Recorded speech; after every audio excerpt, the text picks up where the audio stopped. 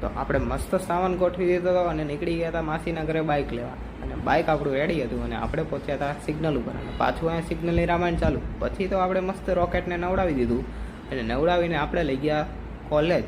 અને કોલેજ જઈને જોયું તો કોલેજમાં તો કોઈ નહીં. પછી આપણે આવી ગયા હતા ફ્રેન્કી ખાવા અને જશભાઈનો ફોન આવ્યો કે આપણે કાલે સવારે જવાનું છે ફાર્મ હાઉસ પર. આપણે એમના ઘરે ગયા અને આપણી માટે મસ્ત બનાવી દીધી હતી કોફી. અને કોફી બનાવીને એમને જ તે વાસણ ઉટકવા પડ્યા અને વાસણ ઉટકીને એમના મમ્મીએ આપણને લગાડી દીધા હતા ગોટલા ફોલવા. પછી આપણે ગોટલા ફોલીને વહેલી સવારે નીકળી ગયા હતા ફાર્મ હાઉસ પર જવા માટે. પછી અમે ત્યાં જઈને જશભાઈએ તો મસ્ત ધુવાકો મારી દીધો. ત્યાં ખબર પડી અંદર પાણી જ નથી. હજી ફાર્મ હાઉસનું ભાડું દેવાનું બાકી હતું એટલે પાણી જ નહોતું ભર્યું. પછી આપણે મસ્ત યુગભાઈ પાણી ભરી દીધું અને પછી આપણા યુગભાઈની દયાથી આપણે ખાઈ લીધી હતું મસ્ત પાણીપુરી ખાઈને સ્વિમિંગ પુલ ભરાતું હતું. આપણે વયા ગયા નાવા નાહીને પાછી આપણે મસ્ત મેગી અને કોલ્ડ ડ્રિંક ખાધું પીધું.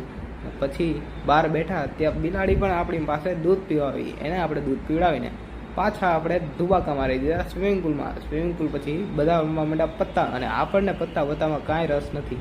પછી આપણે રાત પડી અને આપણે નીકળી ગયા હતા ઘરે જવા. વિડીયો જોવા આવો તો વિડીયોને લાઇક શેર અને સબસ્ક્રાઈબ કરવાનું બિલકુલ નહીં ભૂલતા.